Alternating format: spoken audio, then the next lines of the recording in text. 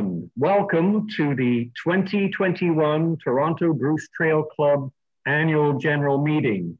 My name is Robert Gillespie and I'll be the secretary for today's meeting. At this point, I'd like to introduce Jackie Randall, Director, Organizational Resources at Bruce Trail Conservancy Head Office, who will review the Zoom webinar procedures for today. Over to you, Jackie. Thank you, Robert. There's just a few things to note for today. Please do note that this meeting is being recorded.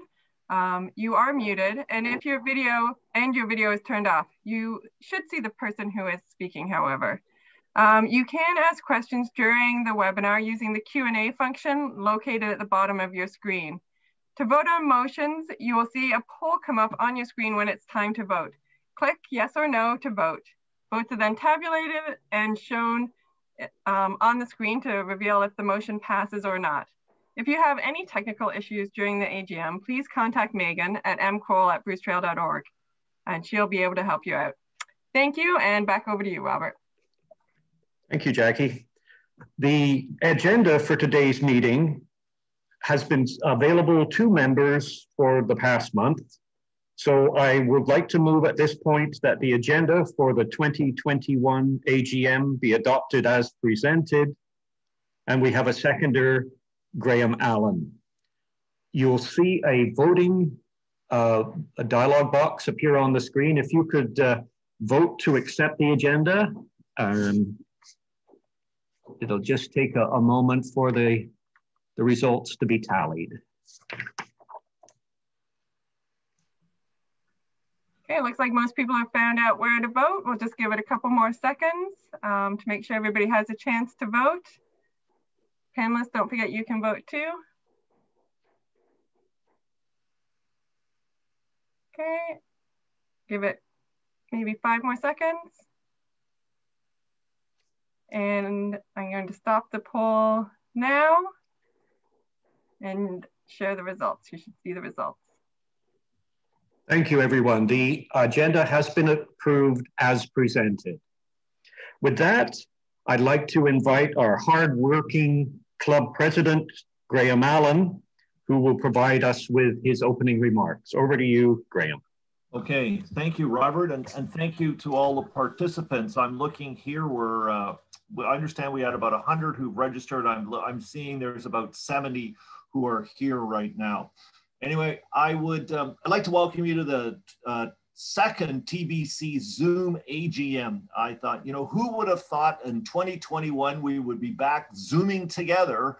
I certainly did. I certainly didn't think we'd be here again, but it certainly shows that the fortitude and basically the resilience and the adaptability that this now seems like an old shoe, that here we are back again and we're quite comfortable with Zoom, and basically it seems it's come the norm.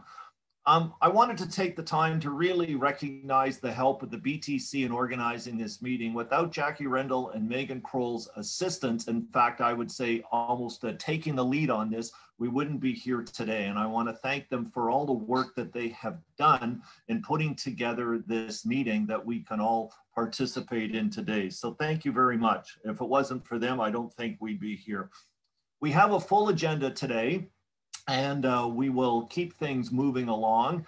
And one of the things that's observed is we've had lots of questions from members, which certainly shows an engaged member. And we're going to be having a Q&A session, and that will be great. And then I also wanted to let you know that our originally scheduled guest speaker, who was Echo Explorer Mario Rigby, has had to cancel. But we've been able to secure Marlis Butcher, who's going to be our guest speaker, and more about that later. And so we appreciate the Marlis stepping up and to help to replace Mario. Anyway, I will have some more. I will have my formal comments and in the president's comments, but today I just wanted to welcome everybody and thank you very much for attending. Okay, over to Robert again. Oh, I'd like to call on Yeah, so what I'd like to do is I'd like to call on Robert again, please, to discuss the minutes of the 2020 AGM. Thank you, Graham. The minutes of last year's AGM have been available for members' review for the past month. And at this point, I'd like to put forward a motion that the minutes of the 2020 AGM be accepted as presented. And we have a seconder from David Royal. So again, you'll see a dialog box on your screen. And we just give that a minute. And we'll hear from Megan. Or sorry, we'll hear from Jackie. That's all right. Voting always goes quicker the second time around. So we'll give it another 10 seconds for people to vote.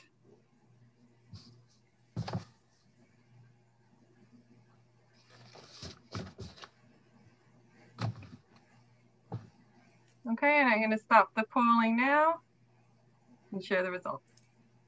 Great, thank you very much. The agenda, or at least the minutes from the 2020 AGM have been accepted. I now turn our electronic podium back to our president, Graham Allen. Thank you, Robert. And before I start, we did have a question as whether quorum has been achieved. Yes, quorum is 50 up-to-date members. And we have achieved a quorum plus because we're now at 70 members. So this meeting has been duly constituted, and we are operating with quorum. So thank you, Robert. My report, along with all the directors' report, was distributed as per the requirements more than 30 days in advance. And so it was distributed to members and posted on the website. And so I know that it's been intense reading for everybody, and so I'm not going to go through my whole report. But I would like to have some highlights. The first, what I would do is I'd like to acknowledge the hard work and the dedication of the board of directors, and many of these directors fulfill dual roles on the board and on the BTC and in committee. And they are today. You will see them. You will see them in the video chat on the right-hand side of your screen. And as I mention their name, I wonder if you could just wave a hand so people could know who you are.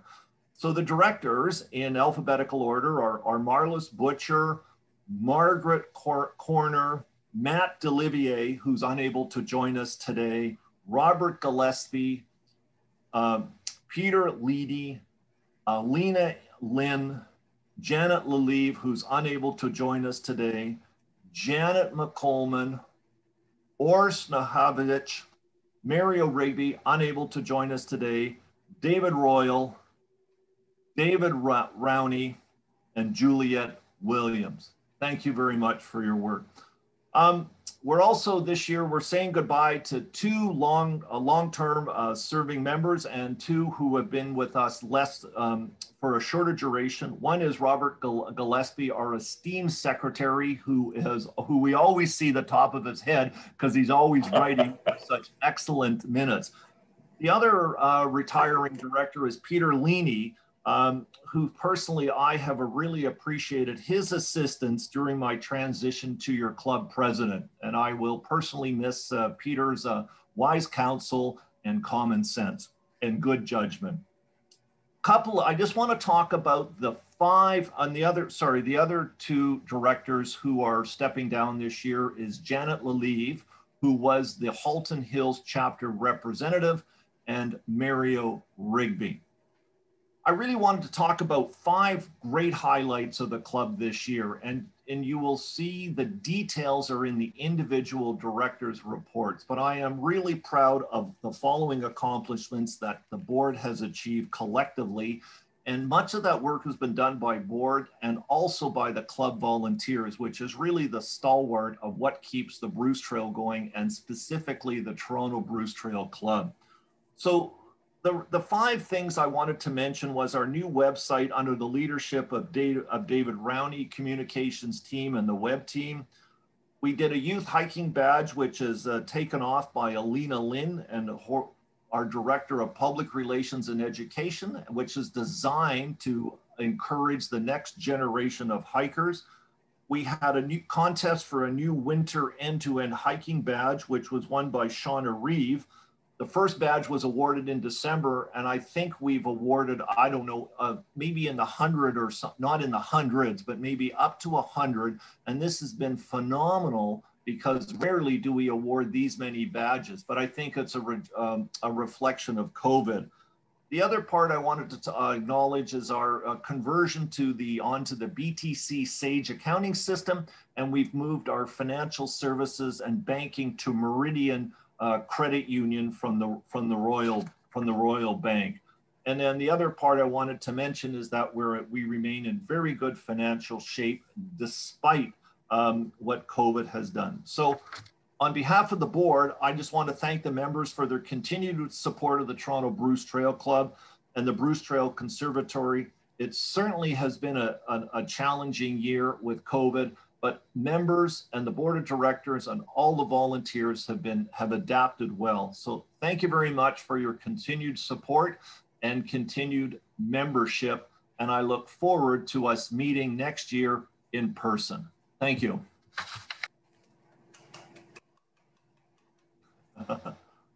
Okay, and there'll be time, and so if there are any questions, there'll be time during the Q&A session that will be moderated by Juliet Williams. So thank you very much. I'd like to turn this part of the meeting over to our treasurer, Margaret Corner. Margaret, please. Thank you, Graham, and good afternoon, everyone. I'd like to take this opportunity to briefly go through the financial highlights of 2020, as well as give you an overview of the 2021 budget. If you have any questions, I ask that you please use the Q&A function at the bottom of your screen. Any queries with respect to the Treasurer's report will be addressed at the end of my presentation. I want to start off by saying that the year ended December 31st, 2020, was a successful financial year for the Toronto Bruce Trail Club. Much of this success is due to devoted members such as yourselves, and we thank you for your support. So you'll see on your screen, we have the statement of revenue and expenses. You will see that membership fee revenues were $1,000 over budget and comparable to the 2019 actual amounts. Due to COVID-19, we were not able to hold as many bus hikes and special events as we had planned. These hikes were successful fundraising events for us in the past. The club had budgeted for these events to resume in the fall of 2020, which unfortunately did not happen. Accordingly, both revenues and expenses are below budget and the previous year's figures in these categories. Despite the fact that the trail was closed for 2 months, there were a lot of hikers out on the Toronto section of the Bruce Trail. A record number of independent end-to-end badges were issued. We issued 258 end-to-end badges and 32 side trail badges in 2020. Several of these hikers made generous donations to our club, and we thank you. Badge expenses reflect the introduction of 2 new hiking badges, the winter end-to-end badge and the youth badge. Our trail maintenance expenditures were well below budget due to the fact that the trail was closed for 2 months and there was a lack of available lumber. There were no special maintenance projects undertaken this year, whereas last year, a new bridge south of Campbellville Road was constructed. The club purchased a battery-operated weed trimmer this year to help with trail maintenance. One of the club's major undertakings during the past year was the updating of our website. It had been several years since the site had been upgraded, and accessing the old website from a cell phone was very cumbersome. Our new website was successfully launched in early 2021 and accounts for the majority of our web expenses in 2020. COVID-19 also resulted in the club canceling our landowners' dinner, for which we budgeted $5,000. Our surplus for the year was $4,093, which included a donation to the BTC of $10,466. So moving on to the next slide, the statement of financial position, you will see that the club is in a very healthy financial situation. As at December 31st, 2020, the club was holding $38,756 in cash. Accounts receivable include December membership and trail maintenance fees owing from the BTC, as well as HST owing from the government. Our receivables have decreased from the prior year as we no longer have advertising revenue receivables with the discontinuation of footnotes. Prepaid expenses include payments to the Courtright Center, which will be applied towards our next annual general meeting scheduled to be held in April of 2022. The payable to the Bruce Trail Conservancy relates to a $1 donation that we collect from hikers on bus hikes and special event hikes. This amount was forwarded to the BTC in early 2021. This payable has decreased significantly from the prior year due to a decrease in bus and special event hikes held in 2020. So I'm now going to touch on our 2021 budget. The board of directors met in January of 2021 to review a draft budget as well as various submissions from board members and committees. The 2021 budget forecasts a small surplus of $1,270, which includes a $5,000 donation to the BTC. We have not budgeted for any major fundraising events in 2021. We have budgeted for $18,065 in trail maintenance expenses. Special projects included in this category are the replacement of the boardwalk west of the 6th line and the inspection of the Dufferin Quarry Gap Bridge. We have also budgeted $7,000 for web expenses. This will cover the cost of completing the launch of our new website that was started in 2020, annual maintenance costs, integration with the BTC online calendar and registration system, as well as an online payment system.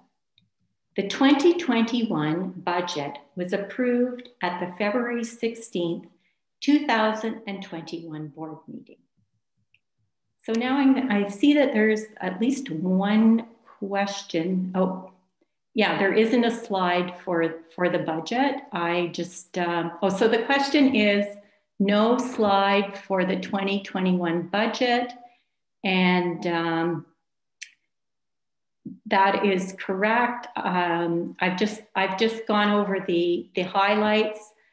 If you want me to put together an overview, I can do that and email it to you at a later date, or hopefully that answers that individual's question.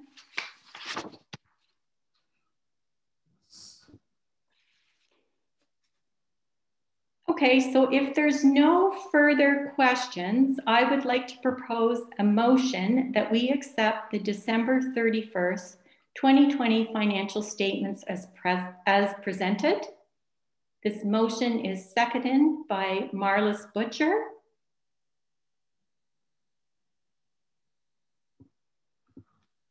You should see the voting option on the screen right now.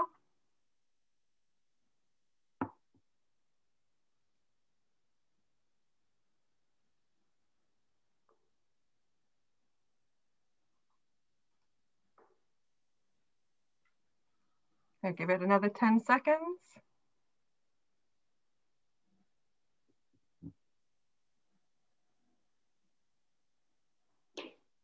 Okay, I'm going to end the polling and share the results.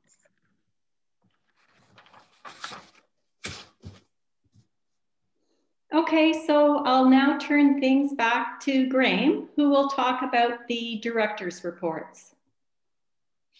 Thank you.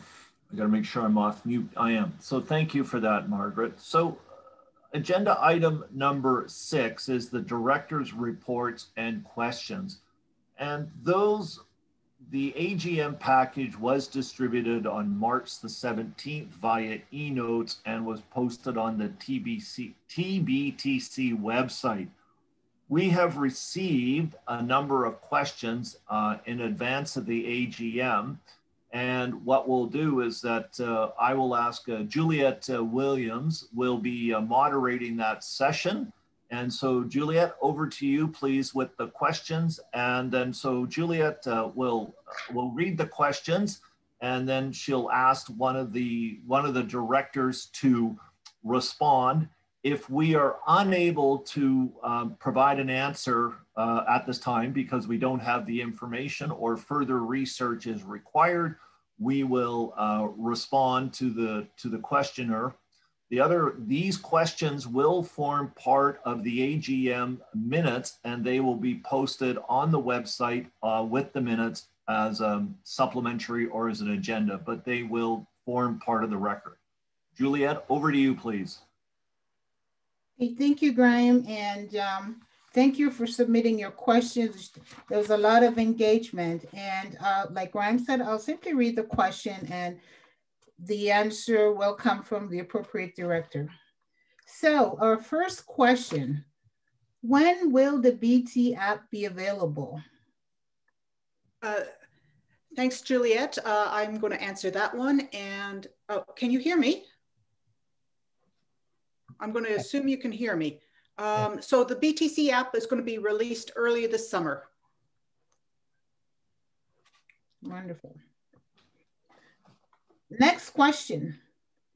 Is it possible to identify the location of trail photos in email? And this one is for Alina. Can you answer that one? Thank you, Juliet. Yes. So for the photos we use, some maybe from our archives and the locations are unknown. We can certainly identify current photos. Like if we have any request, we can pass the request to the volunteer involved in social media, e-notes, website, or guidebook, and contact the photos contributor and find out the location. Thanks. Thank you, Alina. The next question is, what are upcoming volunteer needs for the club? Okay, I will take that one as probably incoming volunteer coordinator. So the club always has volunteer requirements. We always need people for trail captains, for land stewards, the biodiversity team, and of course, board members. For anything, if you would like to become a volunteer, please contact us at volunteer@torontobrucetrailclub.org, and I will get you into contact with the right people to hook you up, and hopefully you can become a volunteer. Of course, COVID has now quashed a lot of our activities, especially the activity on the land.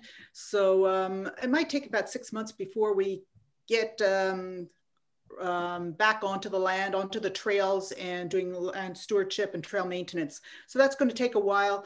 But so we might get back to you in 6 months, but we will get back to you. I'm sorry about that. That's a COVID challenge. Thanks. Well, thank you, Marlis, because that's a perfect segue into the next question, because it says, how is the club adapting to the challenges of COVID?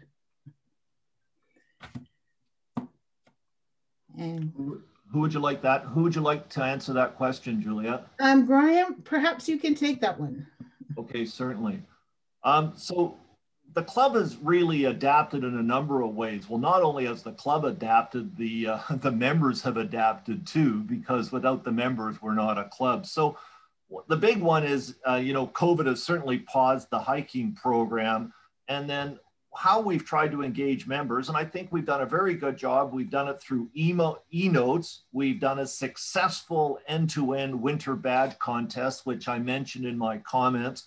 We had a new youth hiking badge. We've done a virtual end-to-end photo engagement series. We've had an expanded social media presence. We've done our improved website. And if you haven't had a look-see at it, I would encourage you to go and see it. You'll be really impressed with it. And we've promoted the BTC's member webinar series. And I think that's been held by the BTC, and there's been some on flora and fauna and some other ones which have been very interesting. And so this year, for further member contributions, we're looking to do a series of events on a 5-part video hiking series. We're looking to do a small pamphlet on side trails, and other thoughts that we have under discussion is maybe to hold some virtual meetings that people can highlight their personal experience in order that we can have that connectivity.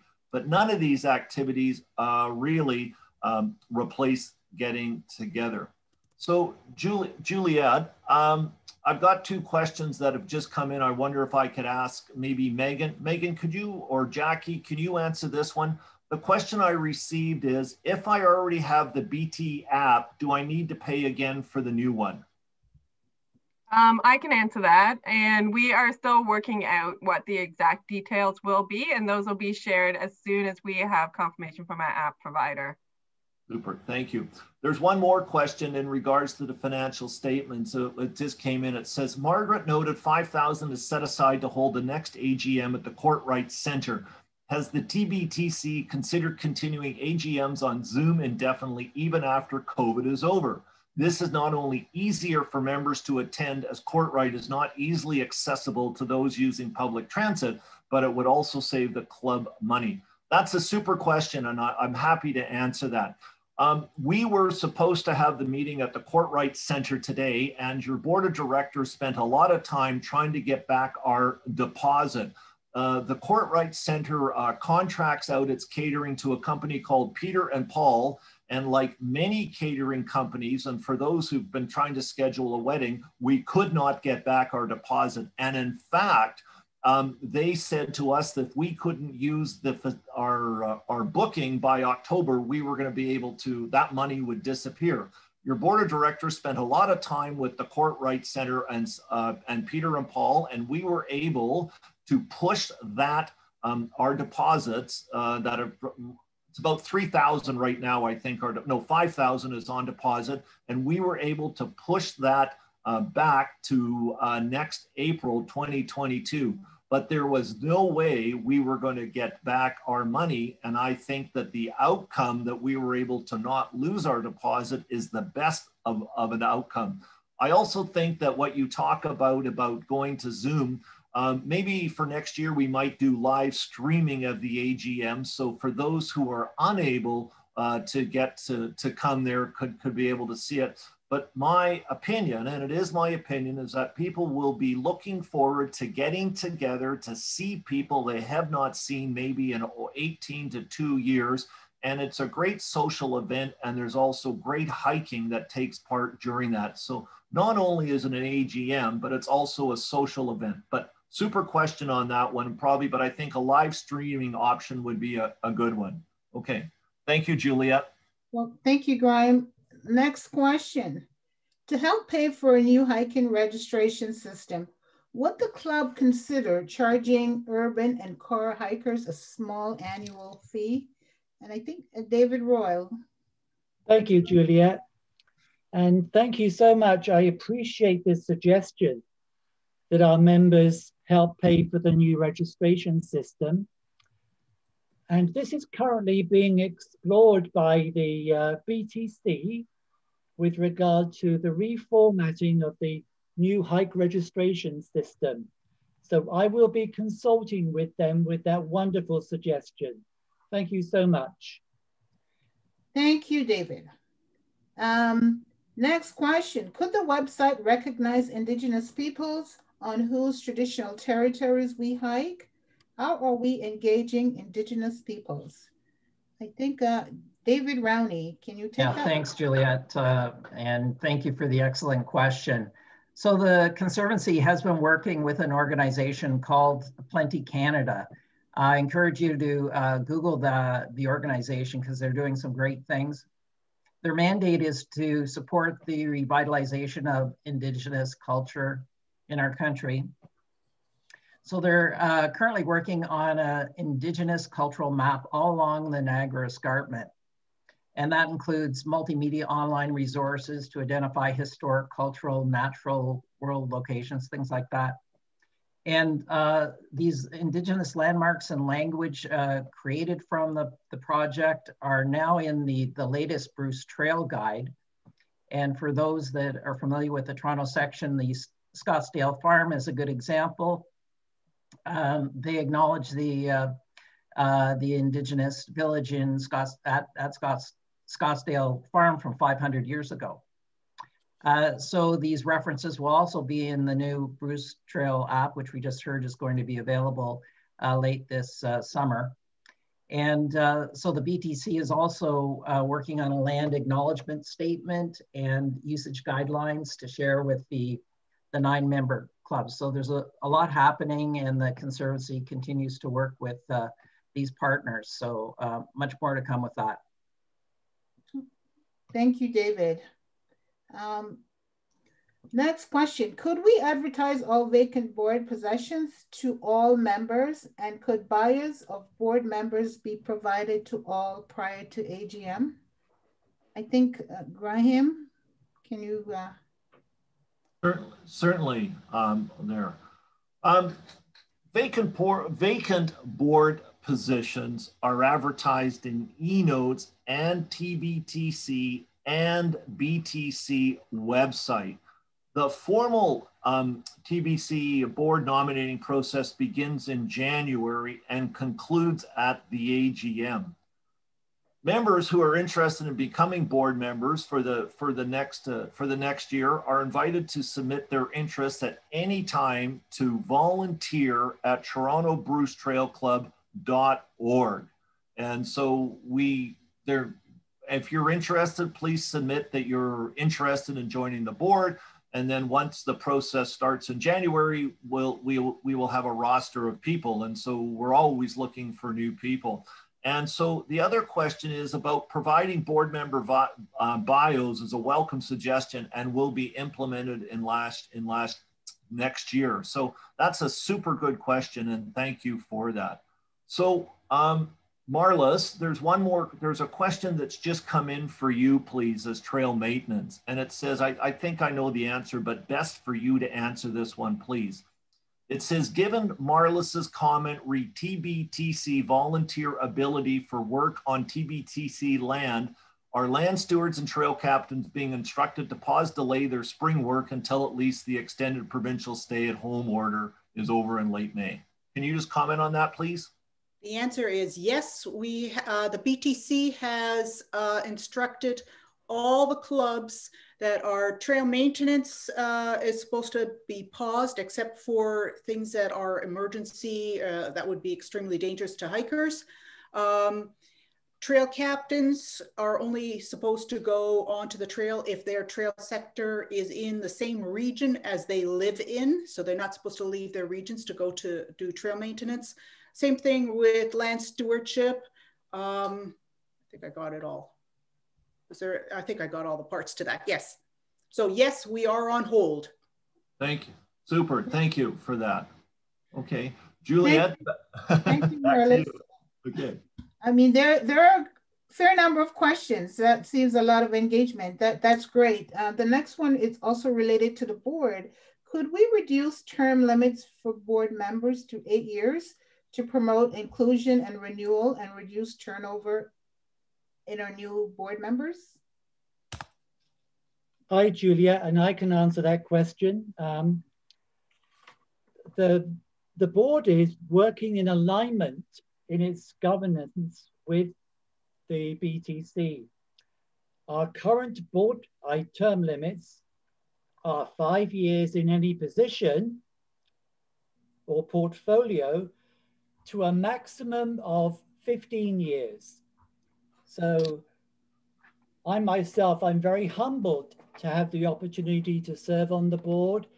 And we're also very eager to be working towards inclusion and renewal and diversity in our board? That is a wonderful question. Thank you. Okay. And Marlis, these are two last questions that are for you. Given the volume of lost items on trails, might we consider installing a lost and found boxes at major trailheads? Oh, interesting question.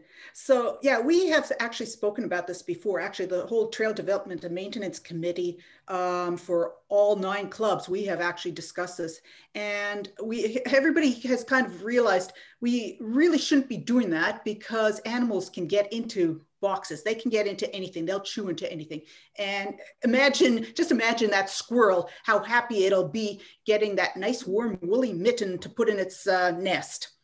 So, however, having said that, a lot of the Toronto Trail goes through conservation areas. So very specifically, Hilton Falls, Limehouse, Silver Creek, Terracotta, and all those conservation authorities, they have lost and founds that you can go to, bring stuff there or get stuff from their offices, their on-site offices. So the other option is you could always send stuff to and retrieve stuff from the BTC head office. Just go to their website, info@brucetrail.org to ask about that. And a final question. Thank you, Marlise. And this one's for you also. Is there any plan to improve signage north of Limehouse Side Trail? Couldn't find trail markers as the escarpment lather area. All right, so yeah, especially in the wintertime, the weather and trees falling, and then in spring, new growth tends to obscure the blazes or take blazes down. So each spring, our trail maintenance volunteers and our trail captains, every section of trail has a trail captain. So every spring, our volunteers set out to fixing up those blazes, repainting them when necessary, and clearing the trail. So, and this work continues then throughout the summer and fall. And so, yes, of course, we will look again at Limehouse to make sure everything is, that the trail is findable, that you can easily follow it. Thanks. Thank you, Marlies. And those were the questions that were previously submitted, but there are some comments in the question answer section. Graham, can you address those, please? Over to you. Okay, thank you. Thank you to the members for your questions. It's nice to see membership engaged and asking those questions, and it shows we have engaged membership. Thank you very much. And these questions will be part of the minutes, so appreciate them. And those are great questions. So, and also, you don't need to wait for the AGM to submit your questions. If you have questions that you'd like to direct to the board, you can submit them through info@torontobrucetrailclub.org, and that email box is monitored by Magdalena Vandekoy and Wayne Crockett, who are our co-editors of our excellent e-notes, and they will get those messages and they direct them to the appropriate person. And if they're not sure where they're supposed to go, they come to me as your president, and then we will arrange an answer for that. Thank you. So moving on to agenda item number 7, I'd like to ask David Royal, please, to present the nominating committee report for this year. David, over to you, please. Thank you, Graham. In the role of chair of the nominating committee, I want to take this opportunity to thank the members of the nominating committee. And they include Margaret Corner, Jackie Van Dyke, George Lennon, and Juliet Williams. I want to thank them for their dedication and support. The nominating committee report was provided to our membership on the members page of the club website and a link posted on eNotes. The Toronto Bruce Trail Club Nominating Committee present the slate of 13 members for the Toronto Bruce Trail Club Board for 2021 to 2022.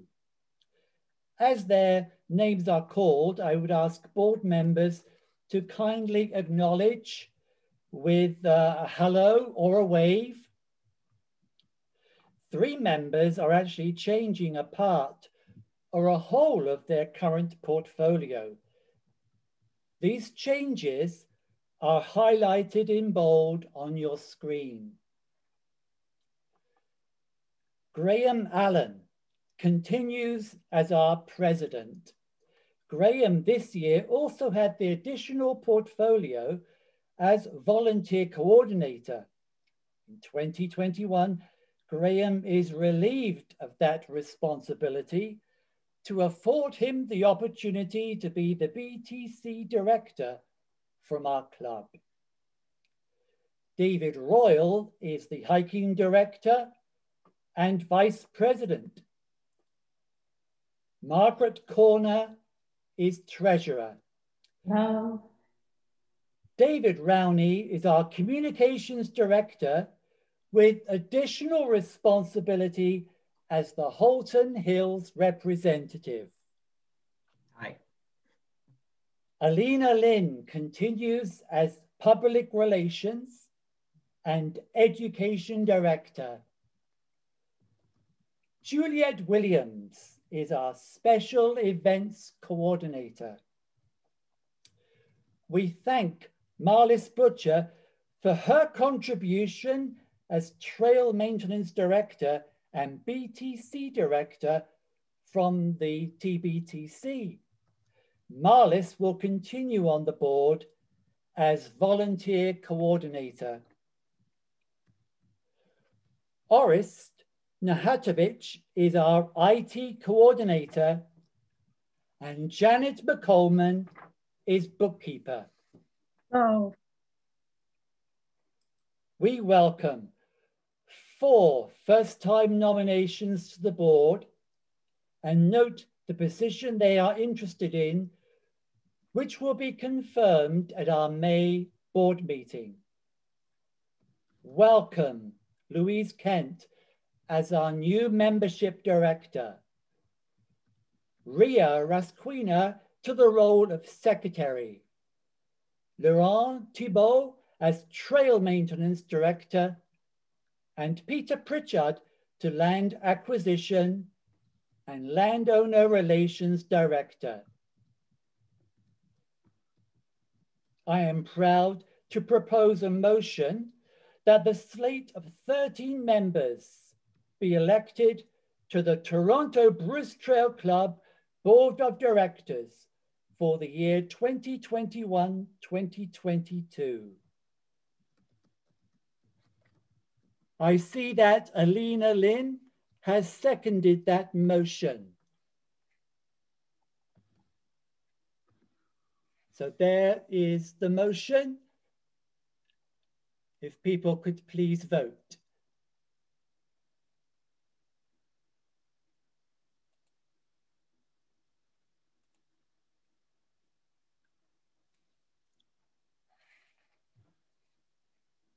Give it about 10 more seconds.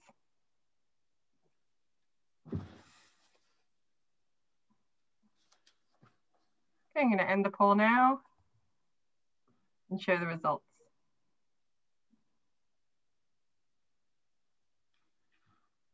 Okay. Great. Thank you, David. Thank you very much. Thank you. And thank you to the nominating committee for all their hard work. So moving to the next item is the amendments to our Constitution. And again, I would ask David Royal to present this report, please. Thank you. Thank you, Graham. While there is no legal requirement for individual clubs to update their bylaws, our Constitution provides a standard set of governance procedures. The proposed Toronto Bruce Trail Club Constitution, together with a chart outlining changes from 2004, was provided to our membership on the members page of the club website and a link posted on eNotes. Our revised Constitution stays true to the guiding principles set out by the Bruce Trail Conservancy of working together to protect our treasure, the Niagara Escarpment, while spending time together along the Bruce Trail. Our mission also speaks to inclusiveness. From this perspective, an amendment to the proposed constitution of reverting to the 2004 constitution of having a petition signed by 50 members to hold a special general meeting of the members is welcomed. We appreciate input from members as we strive to nurture diversity, inclusion, and equity in all aspects of our work. I propose a motion to accept the amendments to the Constitution and ask for a seconder. I see that David Rowney has seconded the motion.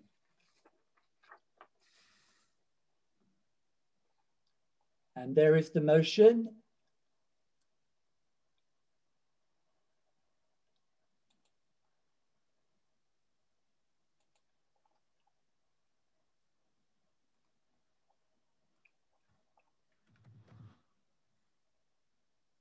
We'll give it another 10 seconds for everybody to have a chance to vote.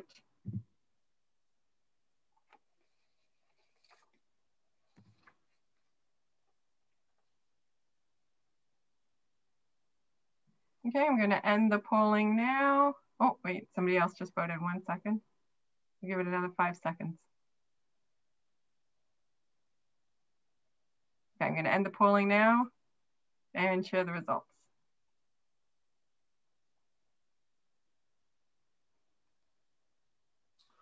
Okay. Thank you, David. Thank you, Graham.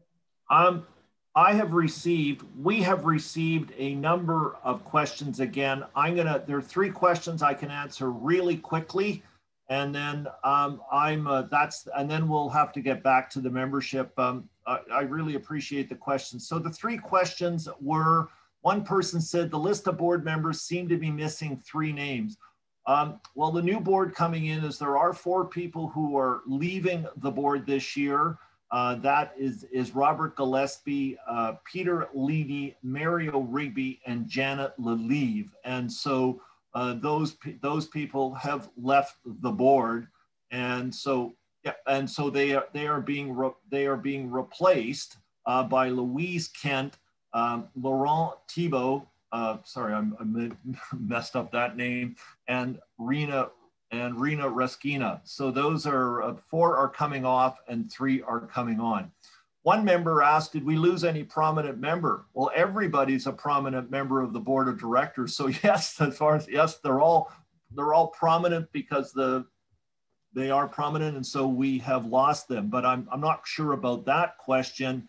And then the other part is the other questions will get answered. Oh, the other one is about the land stewardship position. So that one is, that has been taken on by Rosemary Mitter, who is a longtime volunteer, and member of the Bruce Trail Club. And Rosemary Mitter is not only looks after trail captain, she's also looking after land stewardships too. So thank you. Thanks a lot for the questions. We will get back to you on the rest of the questions when the minutes are posted, when the meeting is posted on the website, and we'll answer them then. So thank you very much for all your questions. The next part of the meeting that we're moving on to is the presentation of the volunteer awards. And personally, this is actually my favorite part of the AGM. This is really where we recognize all the great work done by our volunteers, and we have some volunteers that are recognized especially for their contribution. So I'd like to ask Peter Leedy, who is chair of the award process for the Toronto Bruce Trail Club, to present the awards. Peter, please. You're on mute. There we go. Yes, that's the key. I knew that would be the key. Okay. Well, the club has generally 2 volunteer awards, although this year we have 3, and I'll explain that one at the end. The first award is the Nina Carlisle Award, which is given to a long-standing volunteer, at least 5 years, actively involved in the activities of the Toronto Bruce Trail Club in any particular area. I should explain, first of all, how the process works. Members of the club can nominate people for these awards, and then a panel of previous winners of the award vote on the people who've been nominated to select the winner. So I'd like to just mention the people who are nominated for the Nina Carlisle Award for this year and briefly mention some of their accomplishments. Some of the nominations are very extensive and others are not very extensive. So some of them are fairly brief.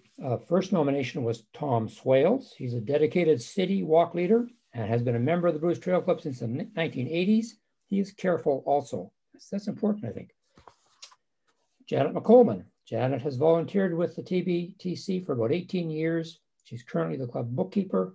She's on the ball and reliable and a great hiker. John Cunningham, a longtime hiker and member of the club. He's been involved with many aspects of the trail over the last 25 years, trail maintenance, a trail captain.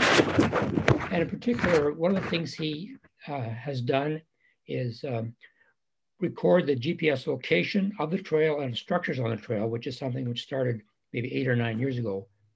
So he has taken on this responsibility for many years. He was nicknamed, in fact, GPS John because of his contributions in this area.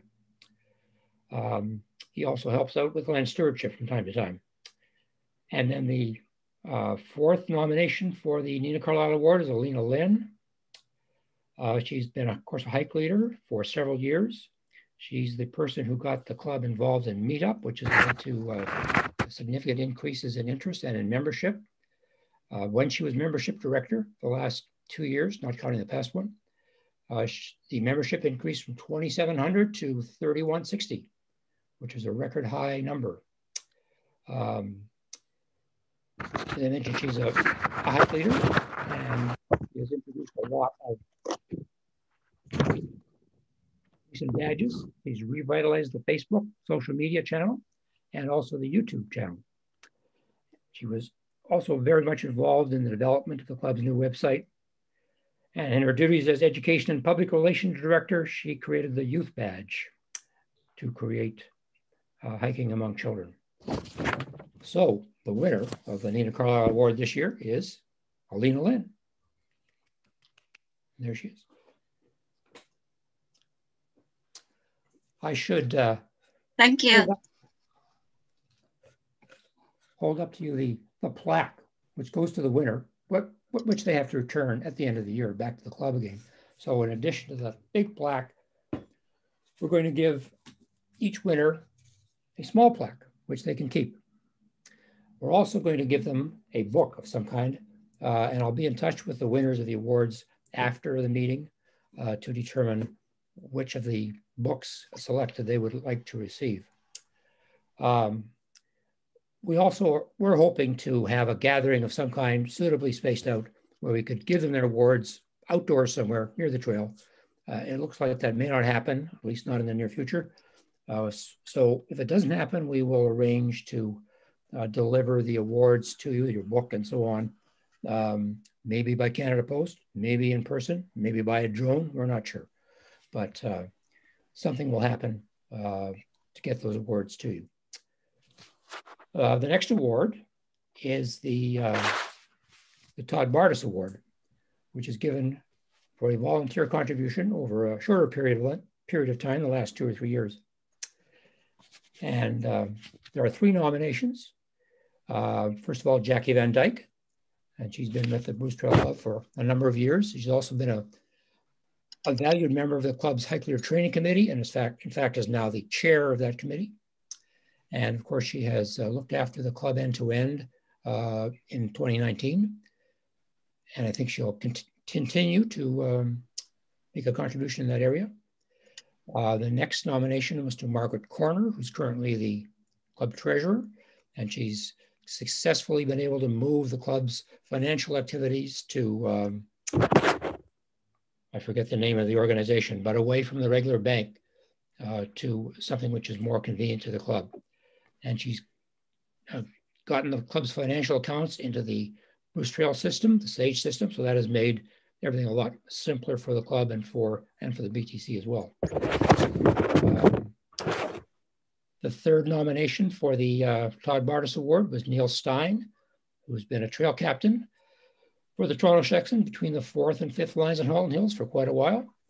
And that used to be an area which really wasn't in very good repair, but apparently, according to the reports from people who've made the nomination, it's now like walking through a sidewalk. It's in such good condition. And he also helps out with trail maintenance to a great extent. And the winner for this award, Todd Bartis Award, is Jackie Van Dyke. That's the plaque that we'll be getting to you one way or another.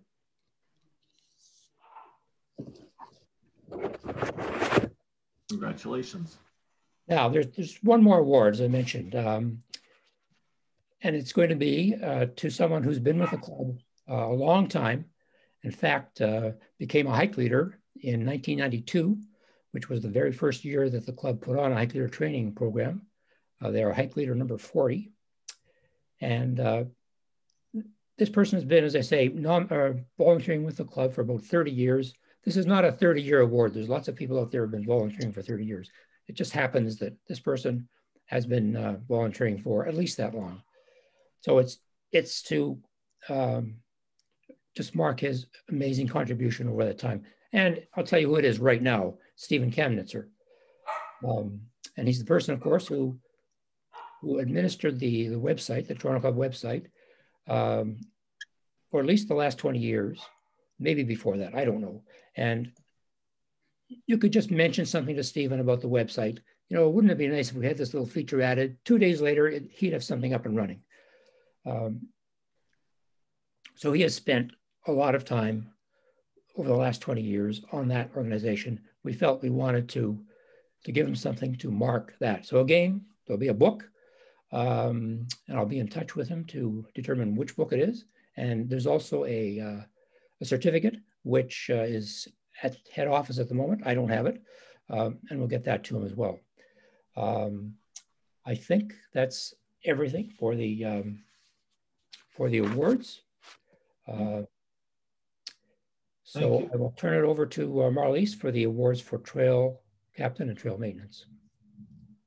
Thanks, Peter. So I would like to start off with, for trail captains, the longevity certificates. And I'm sorry to interrupt. There was one more special award. Did you? Okay, we'll go. Okay, so we'll so Marliese, we'll have to put you on hold. No problem. So as you can tell, the rest of us, we rehearse this as best as possible, but this is a bit also changing. We do have a special award, and without revealing who it will be, I would like to ask our past president, John Grandy, to present this special award. John, nice to see you, and over to you, please. Okay, hi folks.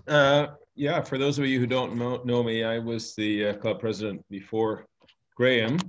But what we are going to do today is to reach deep into the distant past, so far back in time that there was no internet to speak of.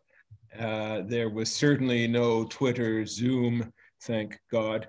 The world was a much happier place in those days, let me tell you. But we are reaching into the distant past to honor someone who has given so much to our club that it really is hard to measure in words. Someone who has dedicated many years to filling every need of the club and its members without ever asking for thanks, without ever doing anything selfish, or without hurting anyone's feelings. And that is a record which very few of us, I think, can say with honesty that we've achieved in our lives. So this person who is going to start to turn red in a minute. I can't really conceal his identity much longer. He is none other than our dear, dear friend, Peter Leaney.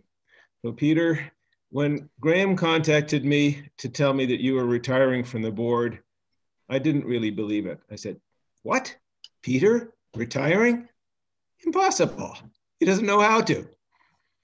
Peter is someone who has given without stop to the club for certainly many, many years, longer than I can remember. I first met him 12 years ago, but by then he was already a grizzled veteran of our club and the BTC. Just listing the various roles that he has performed for the club is exhausting. So hang on. Over the last 20 years, Peter has served as hiking director, landowner relations director, club secretary, land stewardship director, club president, club representative on the BTC board, volunteer coordinator, trail maintenance director, and chair of the land management committee. In addition to that, somehow he found time to take on executive roles at the Bruce Trail Conservancy, getting up to the position of executive vice president of the BTC. So why does he do it? Nobody knows. Obviously a sucker for punishment, Peter, but you've made so many lives better as a result of your efforts that we all want to acknowledge everything you've done. So just a few words will characterize the way Peter has handled every single volunteer position he's held.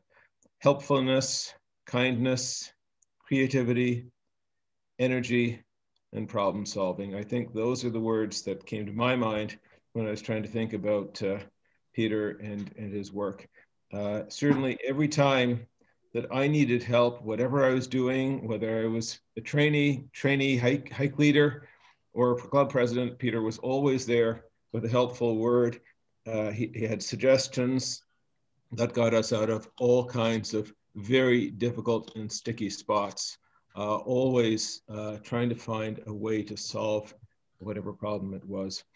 So those of you who have any experience in working with Bruce Trail volunteers will know that it is an experience of herding cats. And Peter Leaney is the best cat herder I've ever met in my life.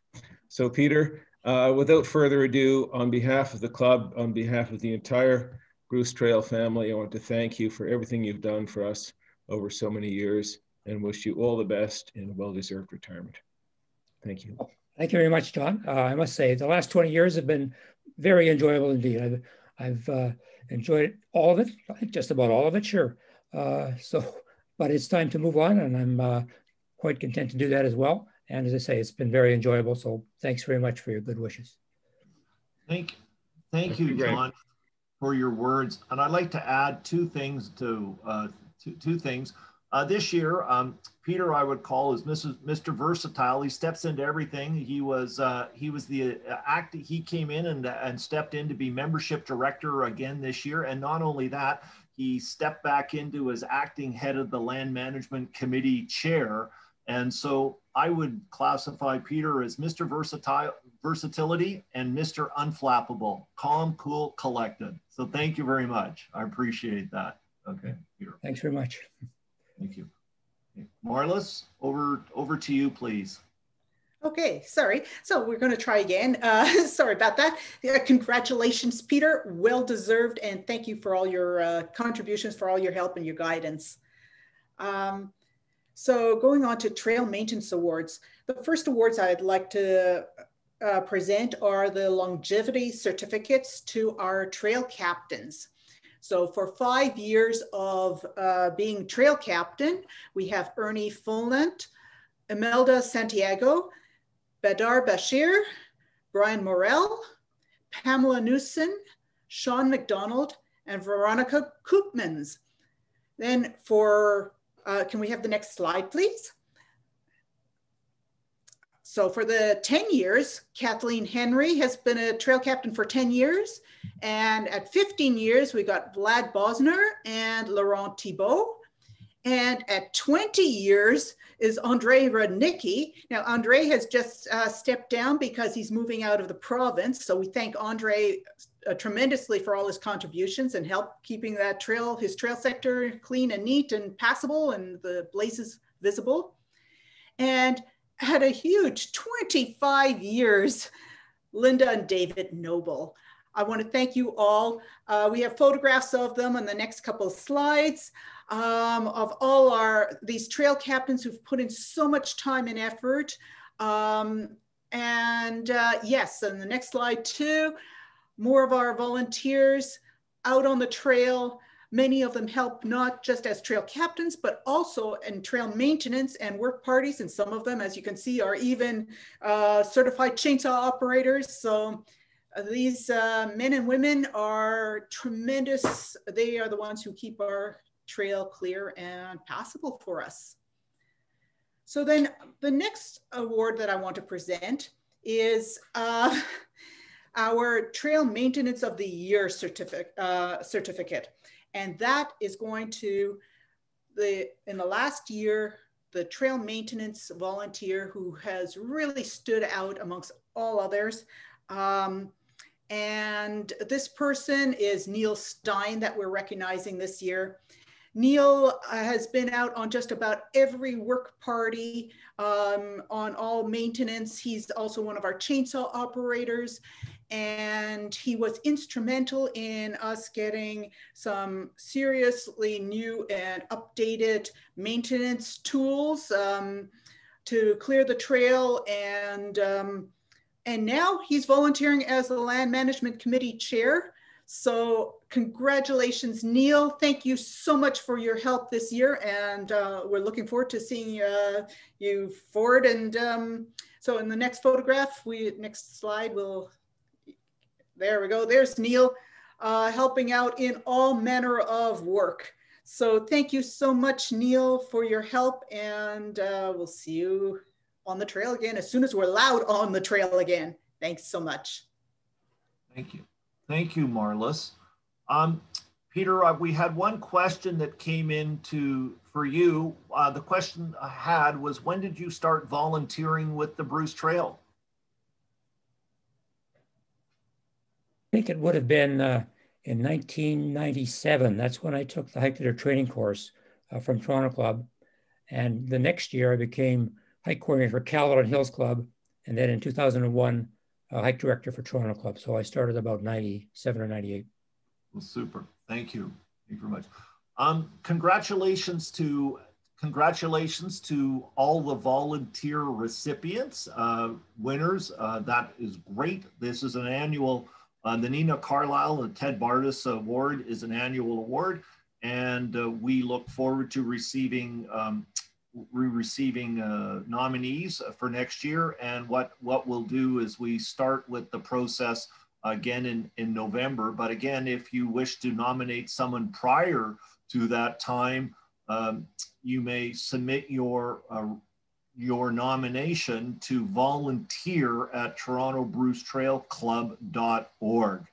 So thank you very much. This ends the business session. It's not completely finished for the Bruce Trail. I'd like to ask if there's any other business from any member.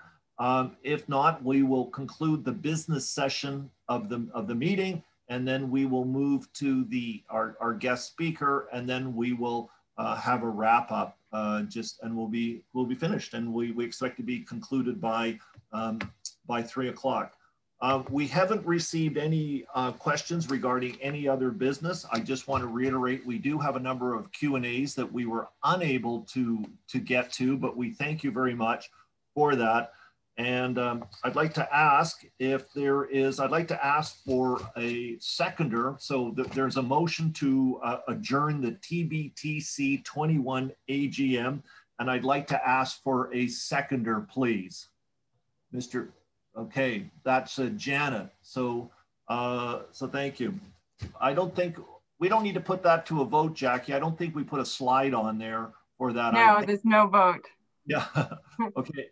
I think it would be unanimous that we would end the business session and we move to the next one. Okay. So it is 2:09. we have 70 people still attending the AGM, and I would like to move to to introduce our guest speaker. And I think many of you will know who our guest speaker is. Our guest speaker is a fellow of the Royal Canadian Geographic Society, whose mission is to make Canada better known to Canadians and the world. Member of the Explorer Club, noted author, publisher, explorer, Toronto Bruce Trail member, board of director, Tbtc board member, ending right now, and has been well involved. And so I'd like to introduce Marlis Butcher, who many of you know. And Marlis this year, just to let you know, is concluding her term as the trail director with the Bruce Trail Club. And also then is taking on the volunteer coordinator position starting in late April when the board year starts. And also Marlis is just finishing her term on the Tbtc board as the Toronto board rep. I think that was 9 years you were on there. So certainly knows the Bruce Trail very well. Anyway, I'd like to introduce Marlis. I'd also like to thank her for stepping up so quickly because our guest speaker originally scheduled is not available. And so Marlis, over to you. I look forward to hearing about your exploits in Canada's national parks, and I'm sure all of us do too. Thank you. Thank you, Graham. I am going to just share my screen here for a moment. And okay, can somebody confirm that you see the map? Yep. Yes. Good. Thank you. Okay, so I want to thank you. And so just as to start with, so one of the things I've done, one of my personal projects, besides the Bruce Trail, which I've been a member of since 1990 and volunteering since the early 90s, one of the things I was doing was I made it my mission to visit all the national parks of Canada. So this was a task I set up for myself because I wanted to get to know my country. And in the process, yeah, it became quite challenging because I discovered that at least a third of our parks don't have road access. And so, yeah, how do you get to these parks?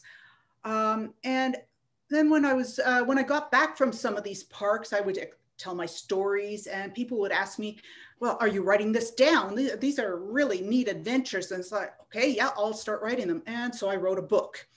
And it's just been published, Park Bagger, Adventures in the Canadian National Parks. And what I'd like to do today is share with you some of that about our park system. So the National Parks of Canada, there are 47 of them, actually 48. The latest one just opened up at the end of 2019 season. Would have been here, Tbtc Nene in the middle of the Northwest Territories. So I had planned to get to that one last year. All the plans, of course, with COVID got nixed. So I am scheduled to go this year. Cross your fingers that I can make it.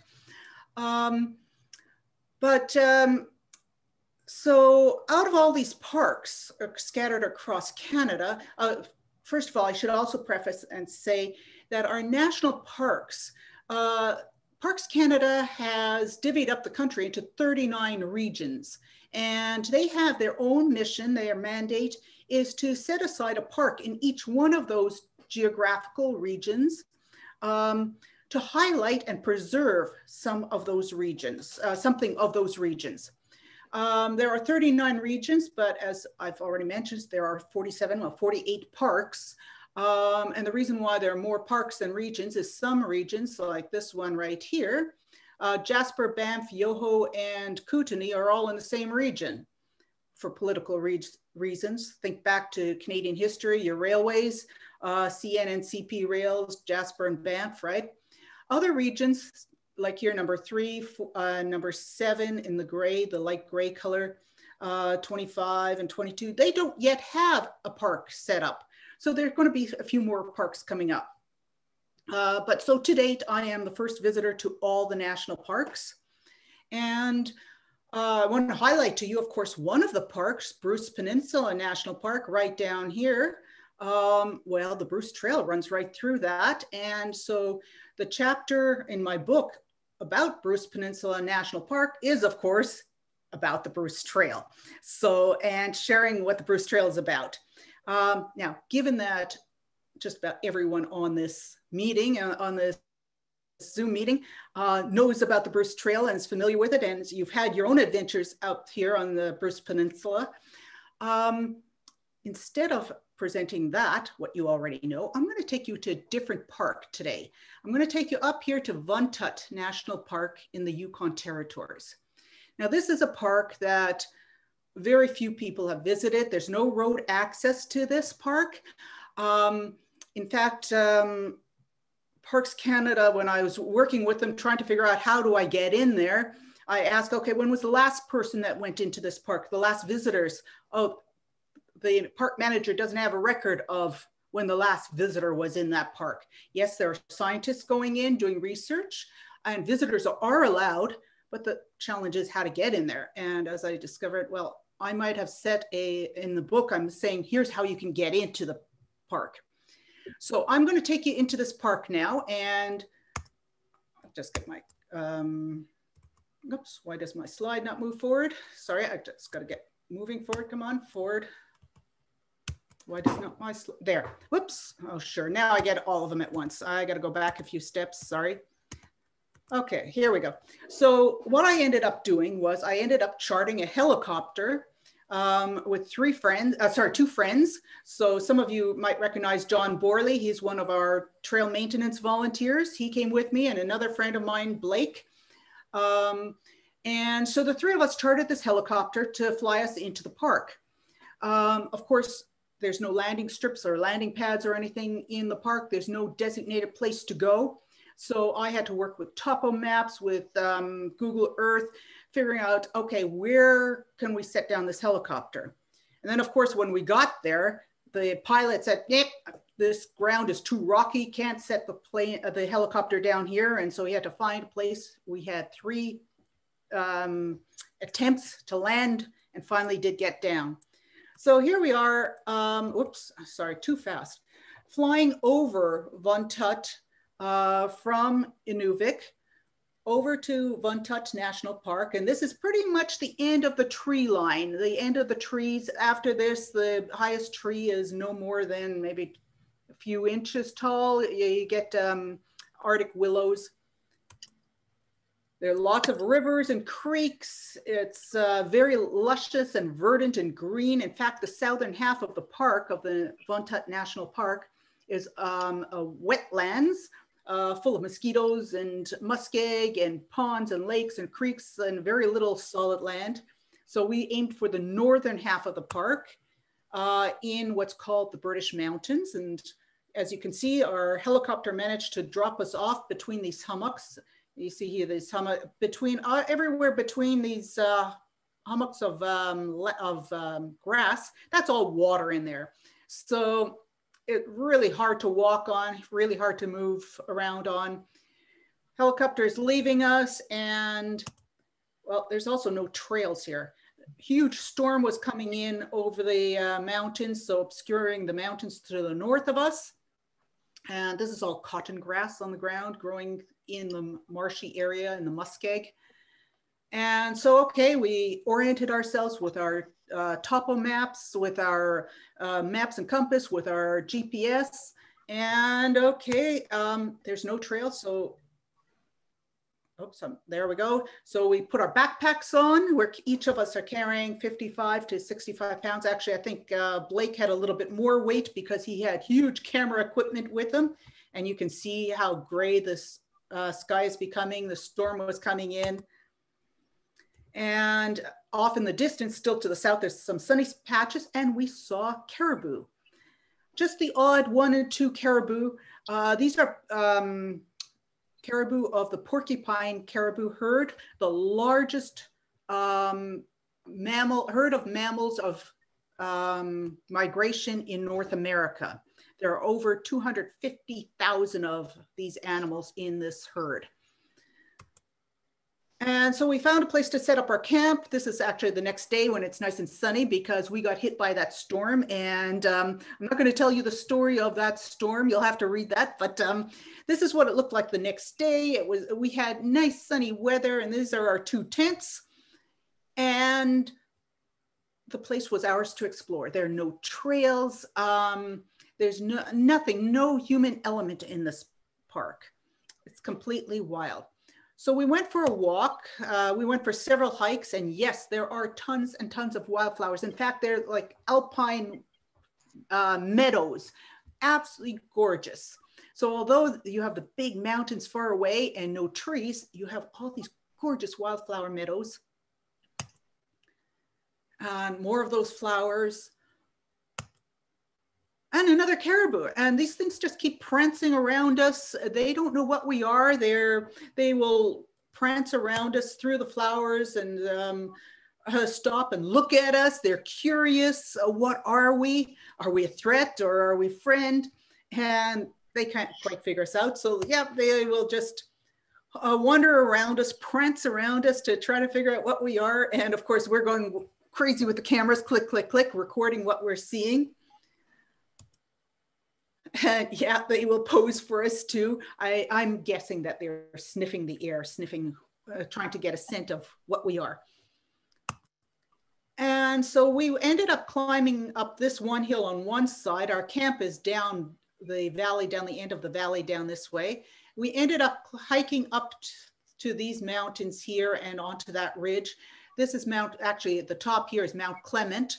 It's one of the few mountains that actually has a name in this area, other than the whole thing is the British Mountains.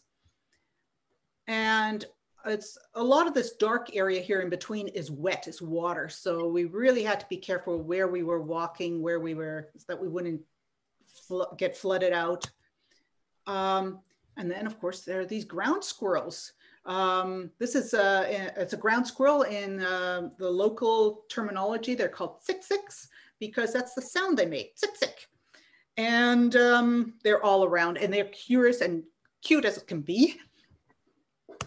And while we're looking at that, I look back at our camp and I said, oh my gosh, John, well, Blake was taking a photograph of the tsiksik, and I said, John, what is that beige rock over there? I don't recall seeing a beige rock. And just as I said it, it moved, and it's a grizzly bear. And it was right near our camp, our base camp. And we looked up at it, and of course, I've got the camera out, pet at my pocket. Yeah, I still have the bear spray there and my bear bangers, you know, for emergency. John checks his, yep. Blake is still taking pictures of the tsiksik, and I'm taking pictures of the grizzly bear as it's running away from us. And I'm saying to John, this is my definition of a good grizzly. It's running away from us. It's going the opposite direction. It never came into our camp. We finally got to our camp and checked everything, and everything was properly where it was, the way we had left it. Obviously, you can tell there's no trees here, so you can't hang any food in the trees. Our food is in Kevlar bags tied together that hopefully a grizzly bear is not supposed to be anyways, not supposed to be able to get into. I tied always 2 bags together. So if the wolves get at it and try to take it away, hopefully the bags and the ropes would get tangled up in the scrub and the brush. We didn't have a problem with that, but it was interesting challenges. Oops, let's see if I can move this slide forward, come on. So Blake took, this is me taking a photograph of that grizzly bear running away. So Blake looked up from the tsiksik and had to take this photograph of me. I have a monopod, it's a hiking stick / monopod to put my camera on so I can extend the zoom. And yes, it was quite windy there. It is in the Arctic, so it does get cold. We had warm days though too, as you'll see in a minute. And again, those fields and fields of wildflowers, it's amazing how lush and verdant the place is. And this is now while we're hiking up towards Mount Clement and looking back down into the valleys. And this is the furthest extent that we got. Out here in the back, that's about 35 kilometers. Those mountains are the edge of the British mountains, and that's Alaska, out 35 kilometers away. That's Alaska. And just in front here, that darkish line, that is Timber Creek. So this is about as far as we got. And we stood up there and on this plateau looking off the edge. And like, these are hills below us. These are whole hills. And it was like looking out over creation before human beings set foot in this place, on this planet. It was like as though we were the first people looking out on the planet, completely untouched by people. Yes, of course, the local Dene have been in here and they do go in here to hunt, but they don't stay. They come in, they take what they need and they leave again. Total respect for the land. And so the land is in its natural preserved state. Let's see if I can move forward here again. There we go. And okay, so me giving you an idea of scale. This is me now sitting here with those low hills below me and that whole valley leading out to Alaska.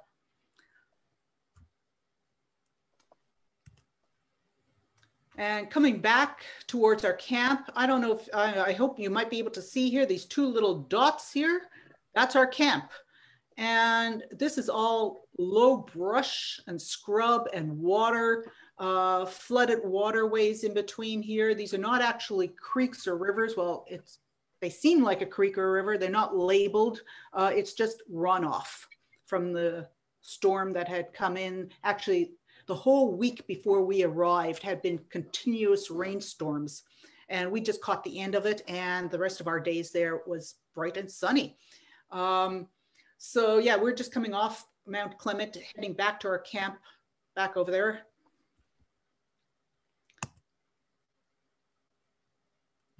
And more wildflowers, why not? Because they're everywhere, 24-hour sun. So summer's short, but everything blooms tremendously in those 24 hours of sunshine. And yes, there are moths and butterflies and bees, and it's pretty. It really is pretty. It's, yeah, what can I say? And so this is us after, this was our campsite, our base camp. After we took down our tents, this is my backpack, and we're just getting ready to leave. We had satellite phones with us. So we checked in with the helicopter in Inuvik, and okay, yeah, you're gonna pick us up in the afternoon. We would have to hike around this mountain here because the helicopter was coming to the other side of that mountain to pick us up. So we have to make our way around that. And as we're packing up, 3 wolves came to visit us. This was just awesome. Like, we were like amazed. What more can you ask for? Well, visit from 3 wolves, why not? And this one of the, well, 2 of them were after the 6-6. They were trying to get dinner, so they're trying to dig up the 6-6 that were in our neighborhood. But this one of the 3 of them came right up to us and was kind of sniffing, looking at us, not at all aggressive, just looking at us. And of course I'm going click, click, click with the camera. And we're all like, okay, yeah, we still have our bear spray and our bear bangers in our pockets. And yeah, okay, this is good, you know? And so let's see if I can move this forward, come on.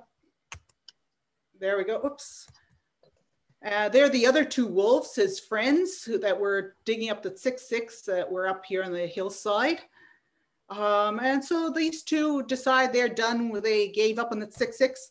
And so they start wandering off, and the 3rd one that was visiting us raced off after those 2. And with the zoom lens, I got a picture of the last wolf on the edge of the hill, kind of looking back at me. It's like he wants a little bit of privacy while he does his business up there.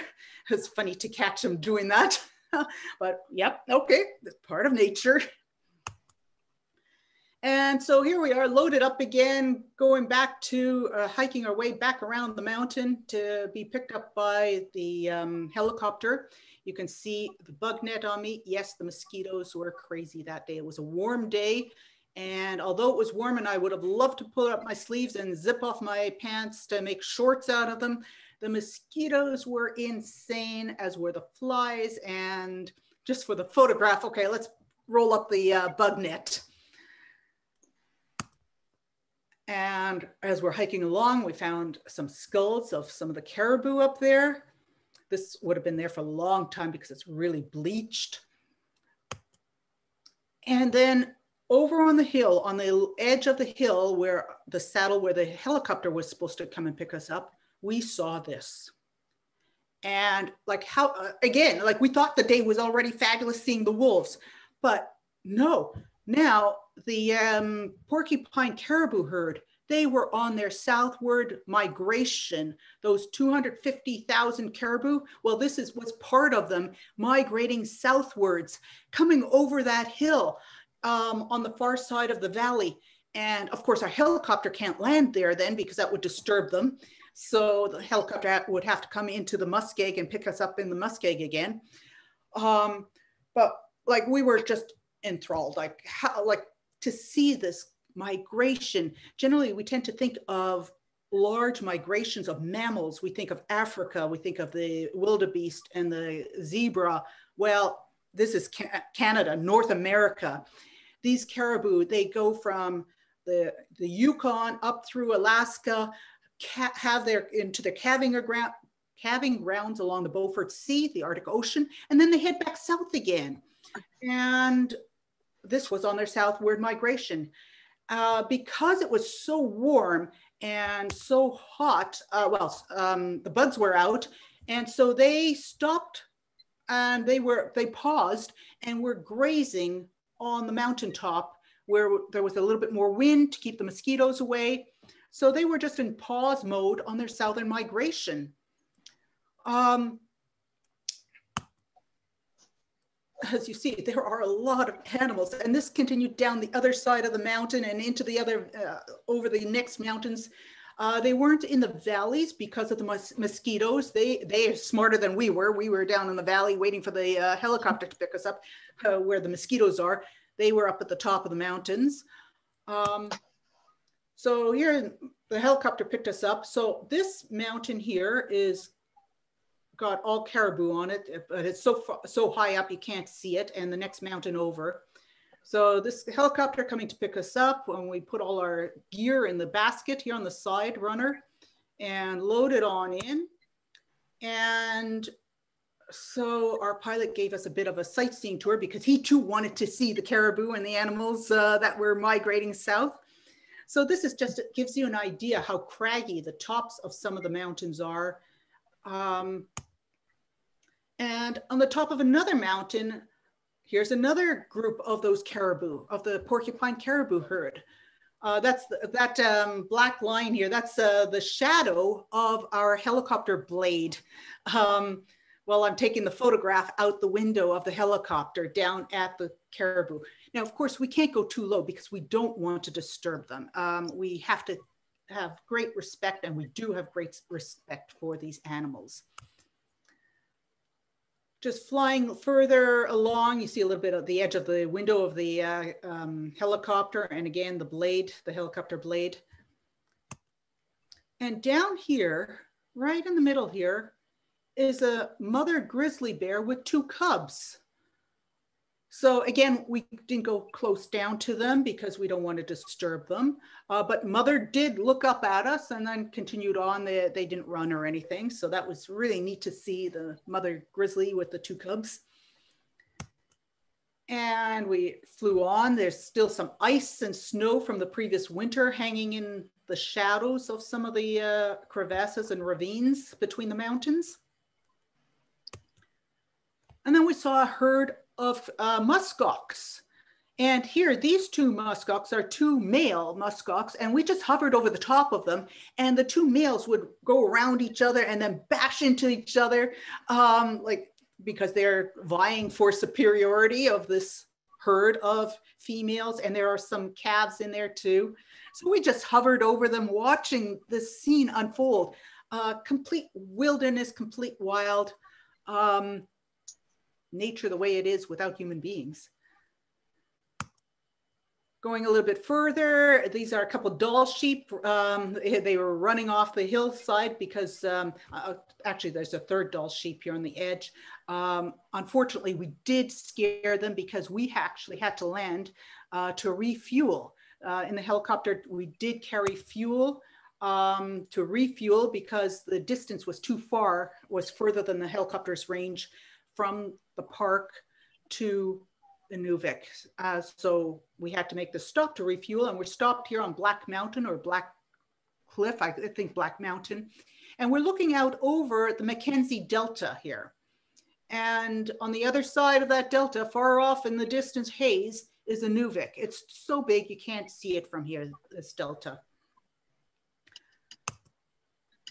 This is looking down off that cliff, off Black Mountain, out towards the Arctic Ocean, the Beaufort Sea.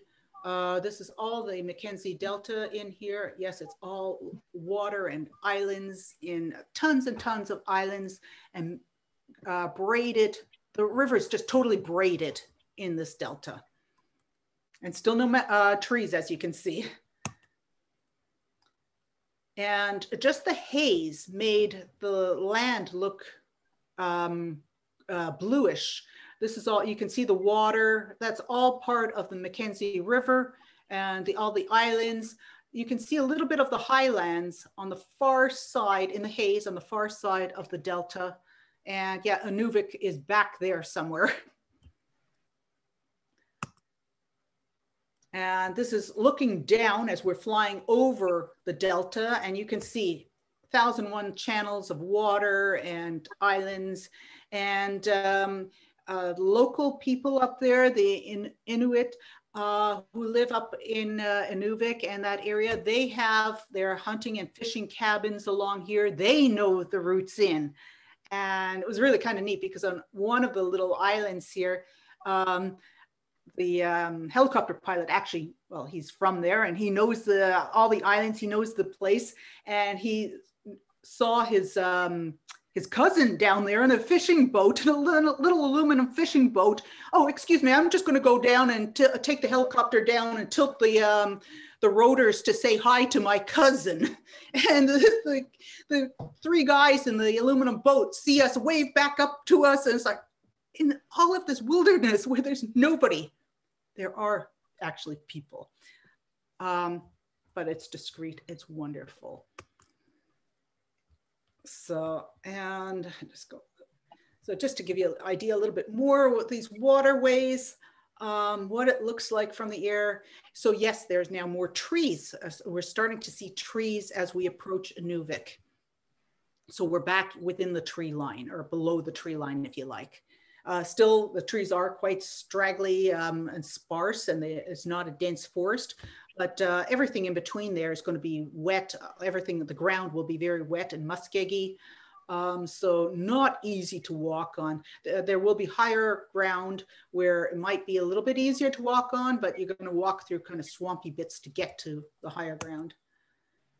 And that's it. This is the book that I wrote to share this park experience. So there's so much more to the story of this park, to the adventure that we had, to some of the craziness we had there. And I just wanted to share this one park with you. Obviously, you know Bruce Peninsula National Park, where Bruce Trail is in, but there are 46 other parks too to visit and get to know. And so I wrote the book to share my adventures, to share what it's like in the parks, maybe to encourage other people to go, or if you've already been to some of these parks, to remind you of some of your, some memories you had of the parks and of what it was like. So that concludes my presentation, and I'm trying to unshare, sorry. No, that's fine. So Marlis, thank you for that. We have some time. I'm going to open it up to Q&A for those, but I have a couple of Q&As for you. When did you do this, and where did you get your water? I didn't see much. Well, even though you said it's muskegee, but where you were camped looked pretty dry, and I didn't see much water around. Okay, so we went in 2018. So this was in 2018 that we went to Von Tut National Park. And all the runoffs, like we had about a half kilometer, not quite a half kilometer, maybe a third of a kilometer walk to a little stream. And I mean, it's a little stream about that wide, but it was running water, running quite well. And so we collected water from the stream, and we had UV wands. We don't take heavy filters anymore. The filters are really heavy. They work well if they don't clog up. But the UV filters are much better, much more efficient, and kill off any bacteria and pathogens and anything else that might be in the water. In fact, most of our municipalities now use UV rays to purify the water in our drinking system, in our water supply system in the municipalities. So that's where we got the water from. Okay, thank you. Are there any questions from the participants who are attending? I'm just monitoring that. I'll just see if there are any questions come in. And I do know that the panelists, who are the board of directors, can ask a question directly. And are there any questions from you? If not, we'll see. We'll move on. Okay, do I see any questions here? No. Peter, please. Right. This is not really a question, it's an observation. It was just an amazing set of pictures for sure. And I think it was a good idea to focus on one park rather than on all 46 parks. I think we would have been just absolutely overwhelmed. So looking at one park was the right way to go for sure. And okay. Great adventure. Okay, I think I've seen a couple of questions have come in. Marlis, okay, this is a question for you. This is great. Thank you, everybody. How many years did it take you to visit all the parks? And I'm going to add all the parks but one. Yes. Okay, so I actually started as a child with my family. First park I ever went to was family camping at Thousand Islands National Park. So yeah, nearby parks. So it's taken me pretty well a lifetime. But it's only within the last about 15 years. About 15 years ago, somebody asked me how many parks I'd been to. And at that point, I realized I'd been to more than half the parks. And well, I'm one of these people, just like most Bruce trailers who, oh, I got to do everything. I start hiking the trail. I have to hike the whole trail. So I start seeing the parks. I need to see all the parks. It became an obsession. And as I was doing it, though, of course, they added more parks. So then, of course, the challenge continued on, and will continue for some time still. I think that's partly answered this question here. They're great. I think you've partially answered this question. It says, what inspired you to visit all of the national parks besides an obsession? They didn't write that. I've added that. Okay. Yeah. Truly, I wanted to get to know my country. Started off as I want to see all the provinces. And of course, by seeing the provinces, well, there's a national park there. So you got to go into the national park. And like most of us with Bruce Trail, my appreciation for the environment, the wilderness, the outdoors, that's truly why I wanted to see all the national parks. It was just so awesome. So now, of course, some of the parks were more interesting to me than others, but every park had fabulous stuff in it, fabulous adventures. Even when there was adversity, when there were problems, the key is get over the adversity, figure out a solution. You have your plan A, B, C, D. Some of the really remote parks, I had plan A, B, A, C, backup plans. And then you just go and do it and enjoy being there. Okay, I have one question here, which is a technical question. And so you mentioned that you used UV rays for filtration. You mentioned that it's used in municipal filtration. Can you just give us a quick overview or how it works from a personal camping perspective? Because I think This is a question that got asked, and I think many of us aren't familiar with that. I'm not. Yeah. Okay. So the UV filters, it's not really a filter, it's a UV rays. It's not a filter at all. So sediment will stay in your water. So it's a good idea to have, if you have in a place where there's a lot of sediment, use a coffee filter or something to get the sediment out.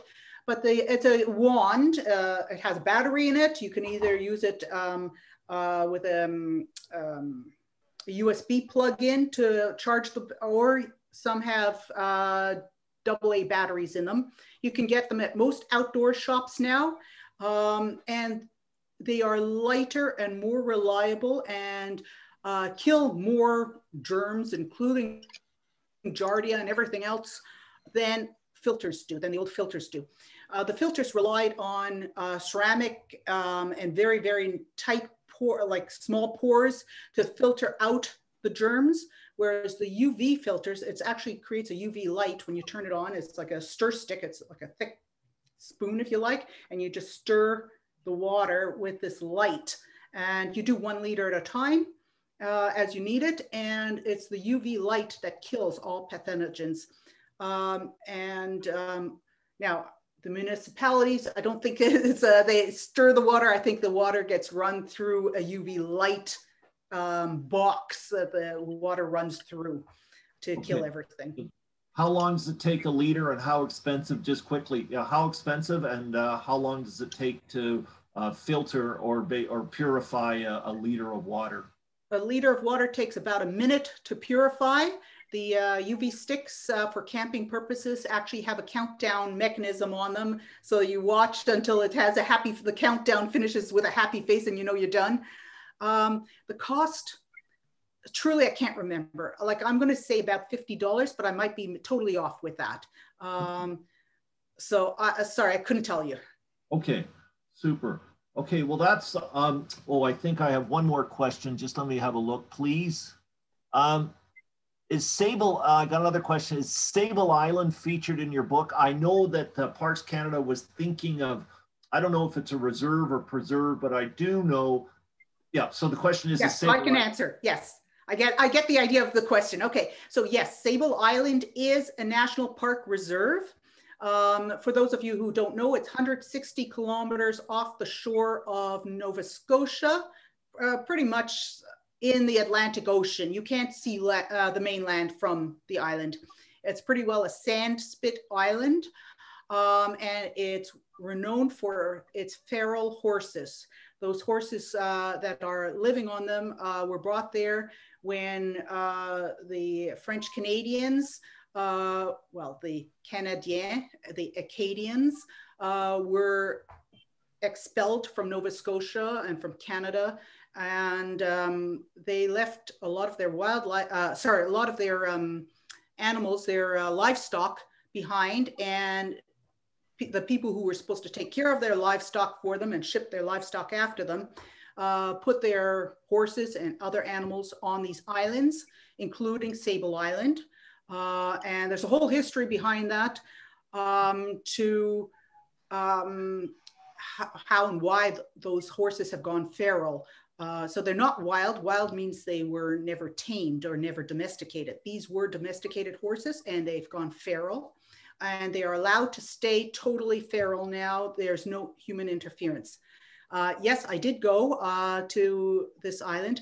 There are only so many people allowed a year, and you're not allowed to stay on the island. So you have to stay on a ship because it's really too far to go for a day. Or I suppose you could fly in for a day and fly out again. They do have a landing strip there. And so, yes, it does feature in my book. There's a whole chapter on Sable Island. Yep. Super. Thank you. And somebody just commented on there that Sterapen Classic 3 is $90. So I think that's referring to the UV filter. So thank you to who submitted that information. So thank you. That's super. Over to David Royal, please. Thank you, Graham. I've actually thought about some reflective comments, Marlis, in thanking you from a very grateful club. Thank you so much for modeling risk-taking. It is really, really incredible. And it brought home to me, does anyone really ever do anything impossible? Well, from my perspective, you've done that. We're all capable of doing amazing things. Right.